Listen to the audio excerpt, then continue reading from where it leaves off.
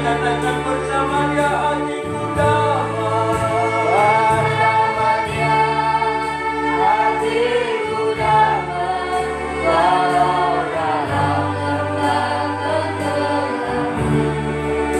Bersama dia hatiku damai, harimu penuhkan tangan, rasaku pun dapat menghidupku. Seorang pun dapat menolongku. Hanya Yesus jawaban hidupku. Hanya Yesus jawaban hidupku. Hanya Yesus jawaban hidupku. Katakan sekali lagi, hanya Yesus. Hanya Yesus jawaban hidupku. Kita sembah Dia. Haleluya. Haleluya.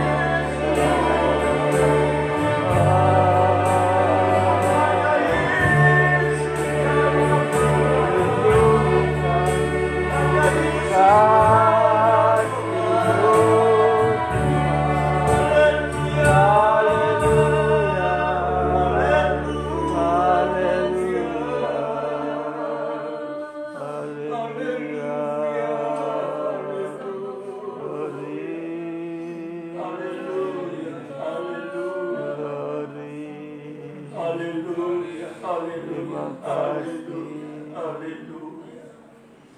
Haleluya. Hanya Engkau Tuhan sumber pertolongan bagi kami.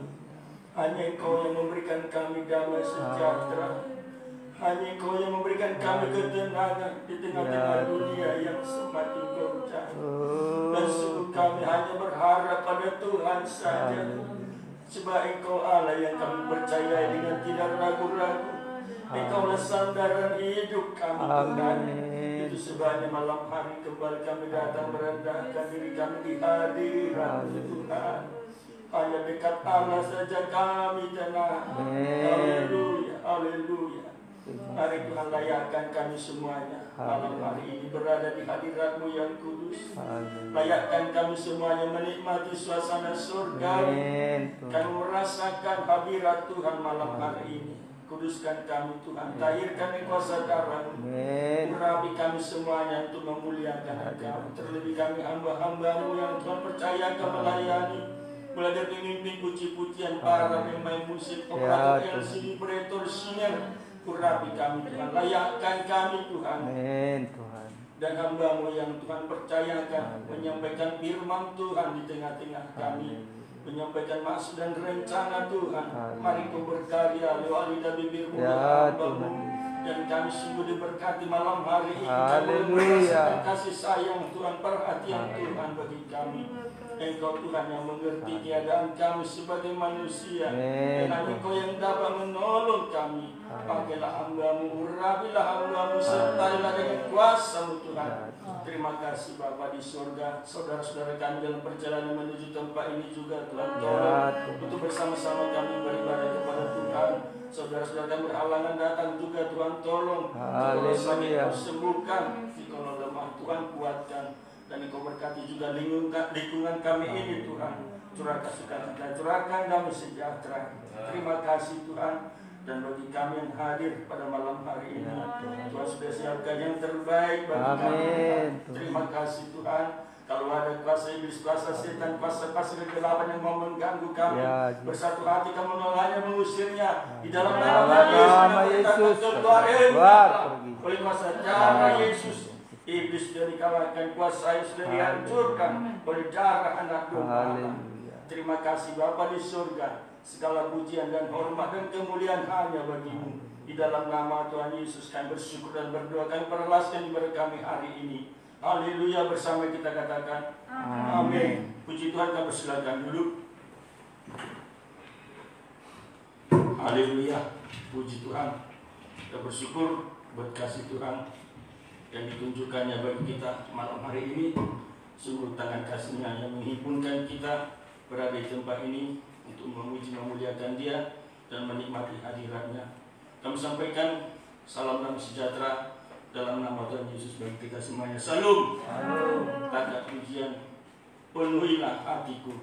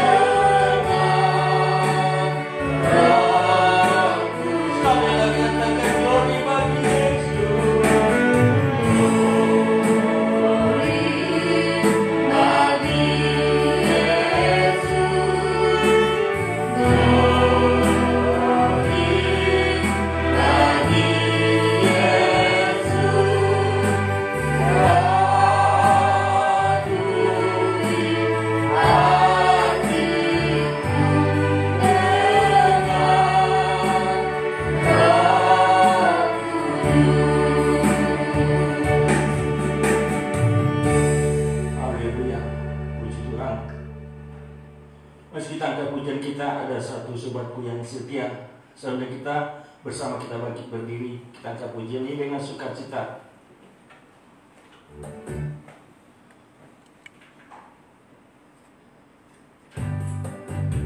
Haleluya.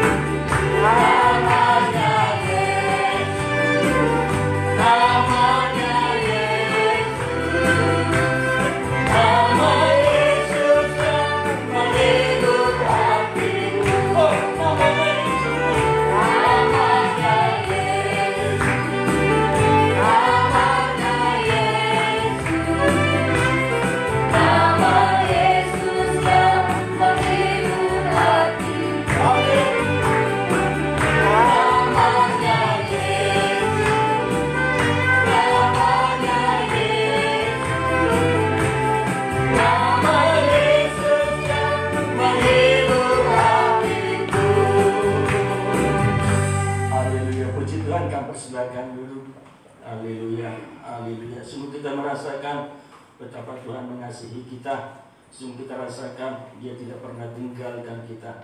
Dia selalu ada bagi kita dalam segala apapun yang kita hadapi. Dia selalu memberikan jalan keluar. Puji Tuhan. Kasih tangkap pujian kita, kami terima kuasa-Mu. Haleluya.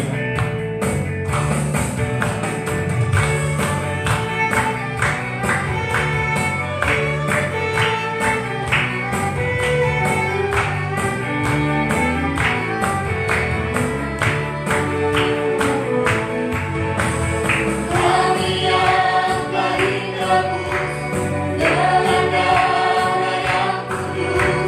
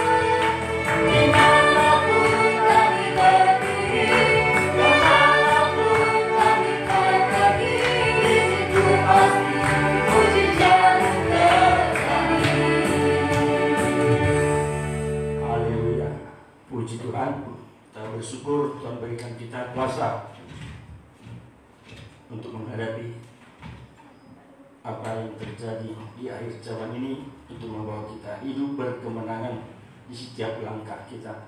Dan pada malam hari kita nikmati firman Tuhan, kita siapkan hati kita, dan kita merasakan perhatian Tuhan bagi kita semua. Sehingga kita semua bersama kita bangkit berdiri.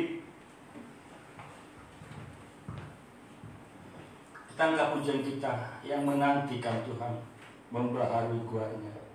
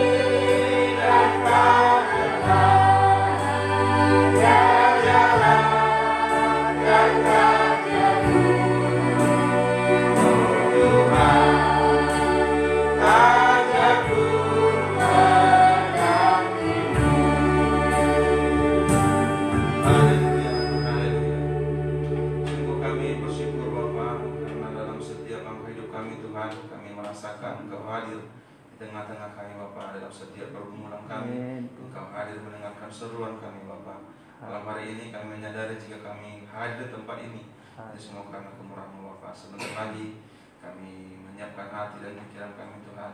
Kami mau belajar dari firman-Mu sehingga kami boleh mengerti maksud Tuhan dalam kehidupan kami sehari-hari.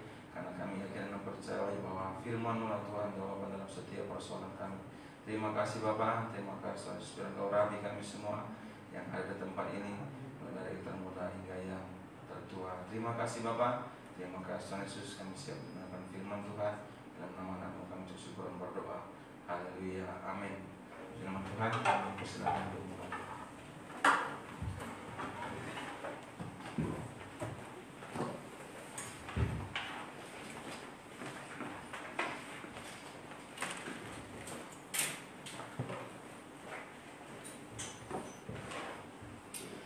Tuhan, mari saya sapa sekalian mendengar tempat ini. Salam sejahtera dengan Yesus Kristus. Shalom. Shalom. Sebelum kita kembali bersyukur kepada Tuhan, kita bersuka cita karena kita masih bisa memiliki kesempatan untuk bersama-sama beribadah memuji nama Tuhan.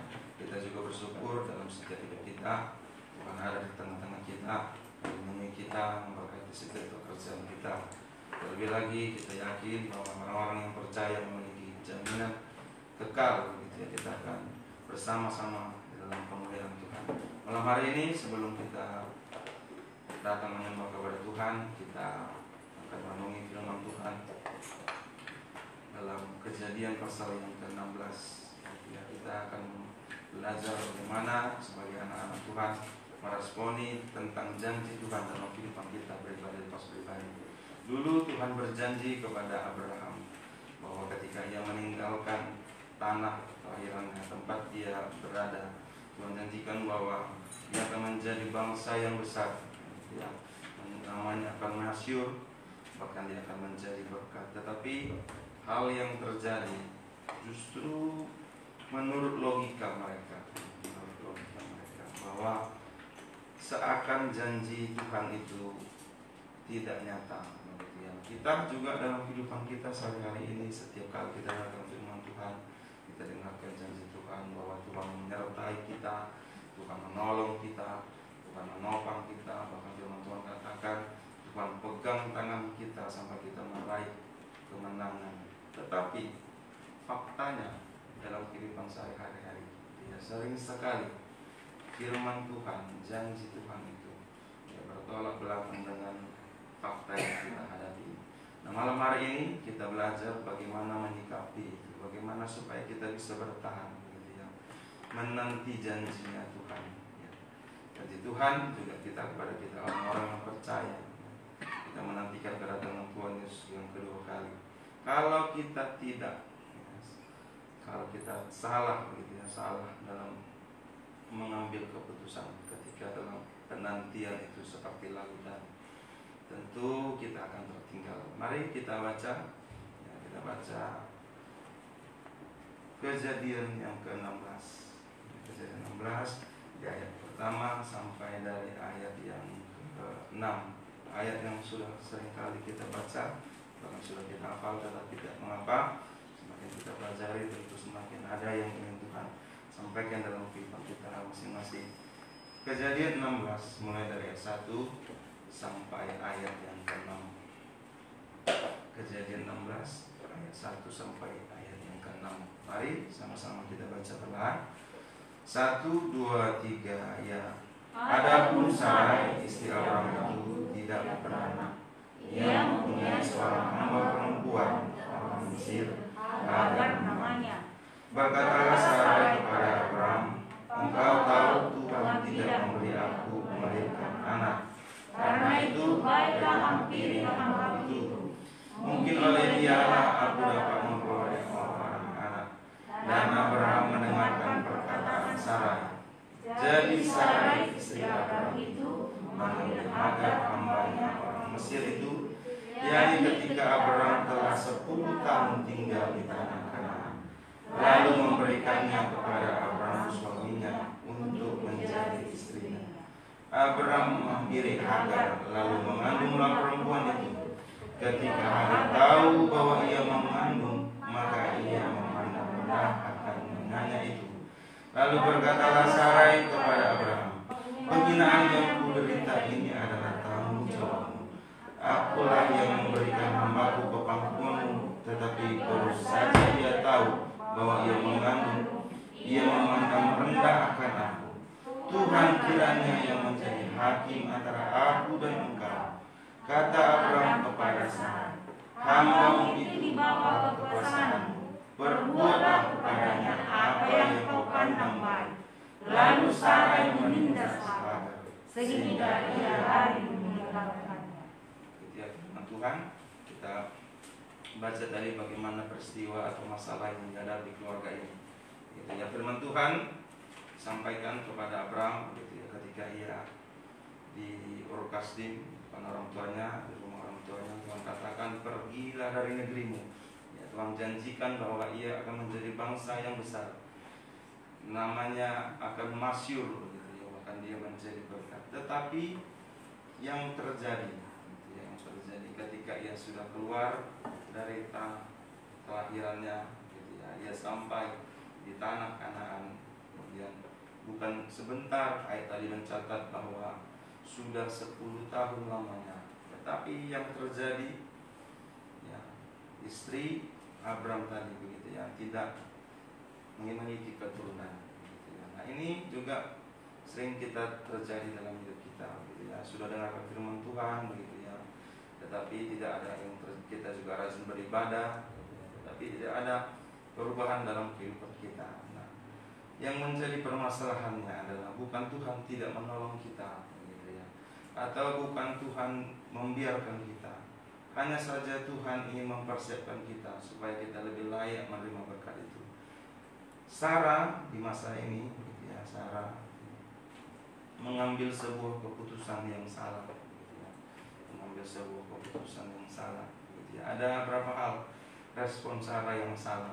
Tadi janjinya dia diberikan keturunan, kemudian respon Sarah begitu ya, ketika janji Tuhan itu tidak nyata. Yang pertama, respon Sarah memvonis dirinya sendiri begitu ya. Ayat 2 coba kita perhatikan, dia memvonis dirinya sendiri.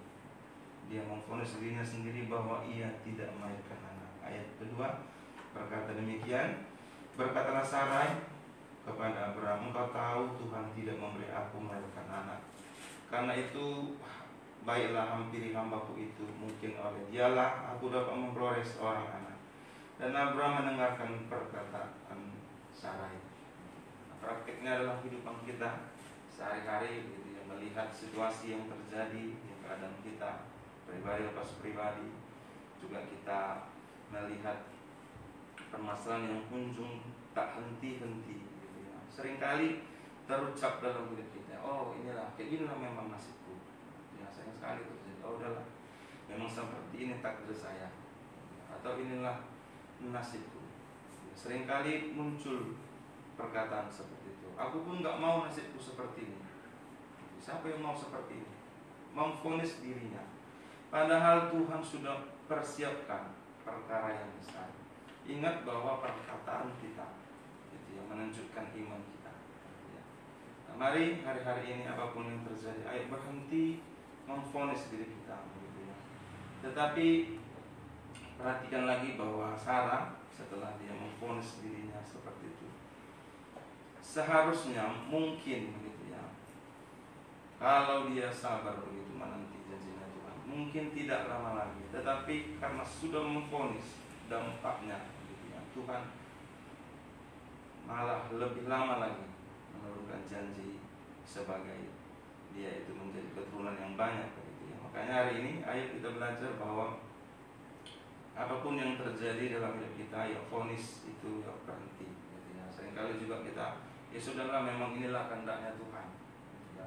Inilah nasib saya, seperti si Sarai tadi, kau tahu kau melahirkan anak, sehingga mengakhirkan keputusan-keputusan yang salah, bukan untuk menolong dirinya gitu. Dia pikir, wah nanti kalau sudah ada anak pasti senang, tetapi dampaknya justru merugikan dia sendiri gitu ya. Itu respon yang salah pertama dari Sarah gitu ya. Dia memvonis dirinya sehingga mengambil tindakan yang salah. Kita juga refleksi dalam hidup kita sehari-hari, ayo stop untuk memvonis diri kita sendiri. Lebih baik kita sabar menanti janjinya Tuhan. Kemudian yang kedua, Sarah itu mengambil alih posisi Tuhan dalam perencanaan keluarga mereka. Ya, pasal 17, coba kita baca pasal 17 ayat yang pertama sampai ayat yang kedua. Pasal 17, dia mengambil alih posisi Allah dalam hidup mereka. Ya, Tuhan punya rencana yang besar bahwa dari keturunan mereka ya, akan menjadi bangsa yang besar begitu ya. Anak janji itu Ishak. Tetapi Sarah tadi mengambil respon yang salah, terhadap janji. Pasal 17 ayat 1 ayat kedua, ini janji Tuhan. Mari kita baca bersama. 1, 2, 3 ya. Ketika Abraham berumur 99 tahun, maka Tuhan akan diri kepada Abraham dan berfirman kepadanya, Akulah Allah yang Maha Kuasa, hiduplah di hadapanku dan tidak bercela. 2. Aku akan mengadakan perjanjian antara aku dan engkau, dan aku akan membuat engkau sangat banyak. Ya, karena mereka tadi, suami istri tersebut Abraham dan Sarah tadi, ya, sudah salah ya, meresponi janji Tuhan. Gara-gara tadi itu, bahwa mereka rasa bahwa sudah lama sekali janji Tuhan itu tidak digenapi. Nah, Sarah tadi itu saya katakan bahwa ia ambil posisi Allah ya, dalam merancang kehidupan mereka. Pasal 17 ayat yang ke-18. Perhatikan kalimat yang disampaikan Abraham. Padahal nyata janji Tuhan bahwa si Sarah itu juga nanti akan menjadi ibu bagi banyak bangsa. Tetapi karena salah merespon janji Tuhan tadi, maka muncul perkataan seperti ini. Kita baca pasal 18, pasal 18, pasal 18, 1, 2, 3 ya. Dan Abraham berkata kepada Allah, sekiranya Ismail diperkenankan hidup di hadapanmu. Ya, artinya ada pernyataan ini bahwa menunjukkan iman dari kedua mereka, ya, Abraham dan Sarah itu mulai luntur. Padahal Tuhan sudah katakan bahwa dari keluarga mereka, dari Abraham dan Sarah itu nantinya melahirkan keturunan. Tetapi si Abraham dari sudah ingin bahwa si Ismail yang menjadi ahli warisnya. Kita juga dalam kehidupan kita seringkali ya seperti itu, kita mau kita yang memimpin maunya kita, karena kita selalu merasa Tuhan ini lama sekali menjawab atau Tuhan sudah tidak dengar lagi. Seringkali kita begitu ya, menggunakan kemampuan kita, menggunakan segalanya. Yeremia pasal 17 mengatakan gitu ya, justru terkutuk yang dapat kalau kita mulai meragukan Tuhan, mulai mengandalkan kemampuan kita. Puncaknya kalau sudah gagal begitu, kalau sudah panjang kita salah meresponi firman Tuhan, salah meresponi janji Tuhan, akhirnya bahkan tidak lagi percaya kepada perkataan Tuhan. Pasal 18 tadi Tuhan nyatakan dalam mimpi begitu ya kepada si Abraham. Tetapi yang selanjutnya Tuhan datang sendiri. Ketika disampaikan firman Tuhan, Sarah mulai tidak percaya. Ayo kita baca pasal 18. Langsung saja kita baca di ayat yang ke-10. Pasal 18 ayat yang ke-10. Pasal 18 ayat yang ke-10. Tuhan sampaikan firman Tuhan, tetapi Sarah sudah tidak percaya lagi. Mari kita baca 10, 11 dan sampai ayat yang ke-13.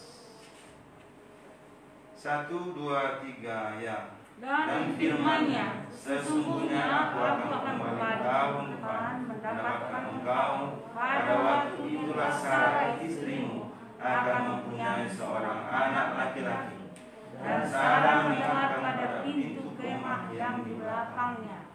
Adapun Abraham dan Sarah telah tua dan lanjut umurnya, dan Sarah telah mati haid. Jadi tertawalah Sarah dalam hatinya, katanya, akan beranikah aku setelah aku silat lain, sedangkan tuanku sudah tua. Begitu ya kalimat tadi menunjukkan bahwa Sarah sudah meragukan janji Tuhan. Bahkan akhirnya juga dia menertawakan ya, akan janjinya Tuhan. Kita juga dalam hidup kita, mari kita selalu yakin janji Tuhan. Apapun yang terjadi dalam hidup kita, kita pegang janji Tuhan ya, tentu Tuhan punya maksud yang luar biasa di balik semua yang kita alami. Ya, dari 3 respons Sarah begitu ya. Sarah tadi sudah memvonis dirinya begitu ya, kemudian dia tadi mengambil alih posisinya Tuhan dalam perencanaan rumah tangga mereka. Kemudian akhirnya ketika mendengarkan firman Tuhan yang kesekian kali, Sarah justru tidak percaya dan menertawakannya. Nah, ini bayangan dari hidup kita pribadi lepas pribadinya. Seringkali dengarkan firman Tuhan begitu ya, dengarkan janji Tuhan, pertolongan Tuhan di masa-masa yang sulit, seringkali bentrok logika dengan iman kita. Kita gunakan logika kita, mana mungkin terjadi seperti itu. Tetapi kalau kita pegang teguh pada iman kita, tentu Tuhan tolong. Sikap yang benar harusnya bagaimana kita ketika kita menerima janji Tuhan, tetapi ada masalah. Sikap yang benar adalah yang pertama, janji Tuhan ada, namun perlu kita ketahui bahwa memang penderitaan itu selalu dekat dengan kita. Bukan hanya manusia biasa, bukan hanya orang-orang yang di dalam seluruh dunia merasakan seperti itu. Tetapi bagi kita anak-anak Tuhan, Tuhan punya janji perlindungan untuk kita. Jadi jangan kita pikirkan bahwa kita sudah dalam Tuhan, tak lepas dari persoalan. Abraham, gitu ya. Setiap orang dalam tokoh kita memiliki masing-masing permasalahannya. Abraham dan Ayub, gitu ya. Abraham dan Ayub, ya. Hidup di masa yang bersama, gitu ya. Hidup di masa yang sama. Ada persamaan membuktikan bahwa Abraham dan Ayub itu hidup di masa yang sama. Tetapi di kedua tokoh ini masing-masing memiliki permasalahan yang berbeda. Keduanya sama-sama kaya, sama-sama diberkati Tuhan, tetapi keduanya memiliki permasalahan yang sama dengan tujuan membentuk karakter kedua tokoh tersebut. Kita juga dalam hidup kita, setiap orang memiliki permasalahan sendiri, tetapi yakinan percaya bahwa semuanya itu memiliki maksud Tuhan. Jadi kalau kita ada permasalahan, gitu ya, yang kita lakukan supaya kita tidak meragukan janji Tuhan bahwa Ia memberkati kita, menyertai kita, menolong kita. Yang pertama, kita harus sadari bahwa semua orang merasakan hal yang sama. Kedua, hadapi dengan berani, jangan lari dari penderitaan atau jangan cari jalan pintas. Perhatikan kita kembali ke pasal 16 tadi. Nah, semua orang dalam tokoh dalam Kejadian pasal 16 ini lari dari penderitaan masing-masing. Tidak ada yang menghadapi. Sarah coba lari dari penderitaan dengan cara mengambil si Hagar. Penderitaanku nggak punya anak, ya sudah, dan pintasnya Hagar. Nah, ketika si Hagar sudah tahu ia mengandung, Sarah akhirnya menderita. Kemudian untuk itu ia lemparkan lagi permasalahannya kepada Abraham supaya ia lari dari penderitaan karena Sarah itu tadi selalu bersungut-sungut kepada Abraham akhirnya menyerahkan Hagar kepada kuasa si Sarah. Semuanya melemparkan penderitaan. Hagar lari dari penderitaannya bagaimana caranya? Ia lari dari rumah majikannya. Kita baca pasal yang ke-16 tadi, dimulai dari ayat yang ke-6 sampai ayat yang ke-7 saja. Tadi sudah kita baca pasal 6, tidak maka kita ulang pasal 6 dan ayat pasal 16 ayat 6 dan ke-7. Jadi semuanya lari dari penderitaan masing-masing, mencari jalan pintas masing-masing. Bukan selesai, tetapi justru menambah permasalahan. Kejadian 16 ayat 6 dan ayat yang ke-7. 1, 2, 3, ya. Kata Abraham kepada Sarai, hambamu ini di bawah kekuasaanmu, perbuatlah kepadanya apa yang kau pandang baik. Lalu Sarai menindas Hagar, sehingga ia lari meninggalkan. 7, malah Tuhan menjumpai suatu mata air di padang gurun, yakni dekat mata air di jalan ke Siloam. Jadi setiap orang dalam tokoh ini dimulai dari Sarah, lari dari penderitaannya, mencari jalan pintas, bukan menyelesaikan masalah, tetapi justru ia menambah permasalahan. Nah, kita juga dalam kehidupan kita sehari-hari begitu ya. Kalau kita punya permasalahan, ya datang kepada Tuhan, ya jangan cari jalan pintas. Kita yakin juga dalam firman Tuhan mengatakan bahwa pencobaan yang kita alami sudah seringkali kita lakukan, tak akan melebihi kekuatan kita. Yang ketiga, ketika dalam persoalan kita, tetapi kita ingat janji Tuhan, ayo tetap percaya pada janji Tuhan. Jangan ragu bahwa kita harus yakin bahwa Tuhan itu melihat, Tuhan itu bertindak dalam hidup kita. Agar ya, diperhatikan Tuhan dalam persoalan hidupnya. Kita baca ayat yang ke-13 dan yang ke-14. Pasal 16 ayat yang ke-13 dan ayat yang ke-14. Dalam peristiwa tadi ketika si Sarah menindas si Hagar akhirnya lari dari rumah tuannya. Tetapi di tengah pelarian itu Allah menyuruh malaikat Tuhan untuk menjumpai Hagar. Artinya bahwa Tuhan dalam tengah penderitaan sebenarnya juga memperhatikan kehidupan kita. Mari kita baca pasal yang ke-16 tadi ayat 13 sampai ayat yang ke-16. 1, 2, 3 ya. Kemudian Hagar menamakan Tuhan yang telah berfirman kepada itu dengan sebutan, engkaulah Elroy, sebab katanya, bukan di sini melihat dia yang telah melihat aku, sebab itu sumur tadi disebut orang, sumur Lahai, letaknya antara Kades dan Bered. Lalu Hagar melahirkan seorang anak laki-laki bagi Abram, dan Abram menamai anak yang lahirkan Hagar itu Ismail. Abram berumur 86 tahun ketika Hagar melahirkan Ismail baginya. Dalam peristiwa ini kita baca bahwa si Hagar dalam penderitaannya ketika ia ditindas oleh Sarah, justru Tuhan hadir di tengah-tengah hidupnya.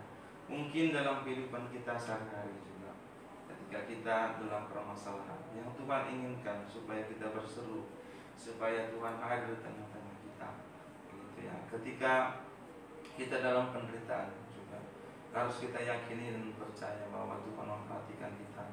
Dan itu dikatakan bahwa engkaulah yang wali. Ya, di situ kulihat dia yang melihat aku. Tuhan mengerti setiap penderitaan kita. Tuhan mengerti setiap apa yang kita lalui. Yang penting mari tetap kita percaya bahwa Tuhan menyertai kita.